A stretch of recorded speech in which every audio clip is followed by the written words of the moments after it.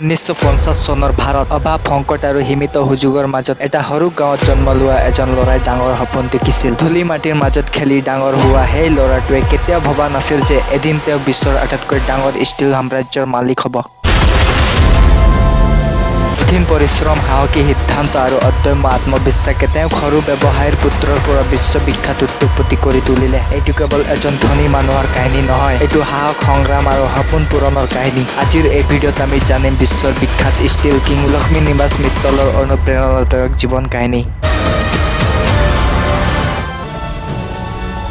1950 চনৰ 15 জুনত ৰাজস্থানৰ হাদলপুৰ নামৰ এখন সৰু গাঁৱত এটা সাধাৰণ মাৰৱাৰী হিন্দু পৰিয়ালত জন্ম লৈছিল এজন ল'ৰা। তেওঁৰ নাম আছিল লক্ষ্মী নিবাস মিত্তল। পিতৃ মোহনলাল মিত্তলৰ নিপ্পন ডেনৰো ইস্পাত নামৰ এটা সৰু ষ্টীল ব্যৱসায়ী আছিল। সেই সময়ত ভাৰত স্বাধীন হৈছিল যদিও দেশৰ অৰ্থনীতিত সংকট আছিল। বিদ্যুৎ, পানী, ঘৰ দুৱাৰ সকলোৰে অভাৱ। লক্ষ্মীয়ে শৈশৱতে গাঁৱৰ ধূলি মাটিৰ মাজত খেলি ধূলি ডাঙৰ হৈছিল। পৰিয়ালৰ আয় বৰ কম আছিল, কিন্তু পিতৃৰ সপোন আছিল ব্যৱসায় বঢ়োৱা। কেইবছৰমানৰ পাছত পৰিয়ালে কলকাতালৈ গুচি গ'ল। সেইখন ব্যস্ত চহৰত লক্ষ্মীয়ে শ্ৰী দৌলত নামৰ জাপানী বিদ্যালয়ত পঢ়িবলৈ আৰম্ভ কৰিলে। 1957 চনৰ পৰা 1964 চনলৈকে সেই বিদ্যালয়ত পঢ়ি তেওঁ মাধ্যমিক শিক্ষা সম্পূৰ্ণ কৰিলে। পিছত ছেইণ্ট জেভিয়াৰ্ছ কলেজত ভৰ্তি হ'ল। কলকাতা বিশ্ববিদ্যালয়ৰ অধীনত বাণিজ্যত স্নাতক ডিগ্ৰী ল'লে। ফাৰ্ষ্ট ডিভিজনত। কলেজৰ দিনতেই তেওঁ পিতৃৰ ষ্টীল মিলত কাম কৰিবলৈ আৰম্ভ কৰিলে। নাগপুৰত এটা কল্ড ৰলিং মিল আৰু পুনেত এটা এলয় ষ্টীল প্লাণ্টত ট্ৰেইনী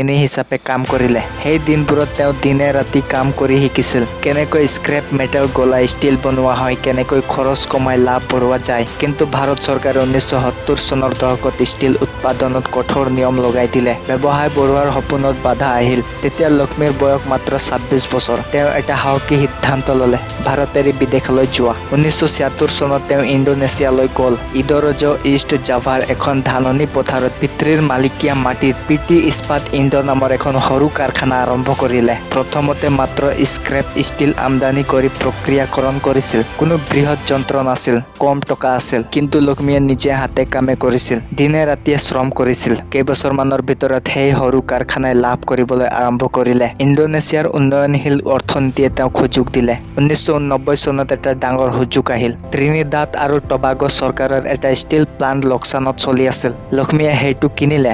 সকলোৱে ভাবিছিল এইটো ভুল, কিন্তু তেওঁ মেনেজমেণ্ট সলনি কৰি খৰচ কমাই এবছৰৰ ভিতৰতে লাভজনক কৰি তুলিলে। এই সফলতাই তেওঁক আত্মবিশ্বাস দিলে। পৰিয়ালৰ ভাৰতীয় ব্যৱসায় ভাই প্ৰমোদ আৰু বিনোদ মিত্তলৰ হাতত এৰি লক্ষ্মীয়ে নিজৰ পথ বাছিল। 1995 চনত তেওঁ লণ্ডনলৈ গুচি গ'ল। সেইখন ঠাইত ব্যৱসায়ৰ নতুন দুৱাৰ মুকলি হ'ল। আইৰিছ ষ্টীল প্লাণ্ট কিনিলে মাত্ৰ £1 ইয়াৰ পাছত মেক্সিকো, কাজাখস্তান, ৰোমানিয়া, পোলেণ্ডত একে কাৰখানা কিনি ল'লে। প্ৰতিটো ঠাইত একে কাহিনী, লোকচানী প্লাণ্ট কিনি লাভজনক কৰা। কিন্তু পথ সহজ নাছিল। কাজাখস্তানত খনিত বিস্ফোৰণত 23 জন শ্ৰমিকৰ মৃত্যু হ'ল।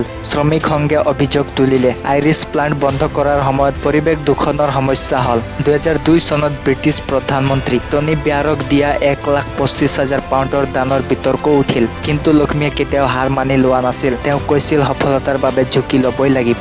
ধন্যবাদ।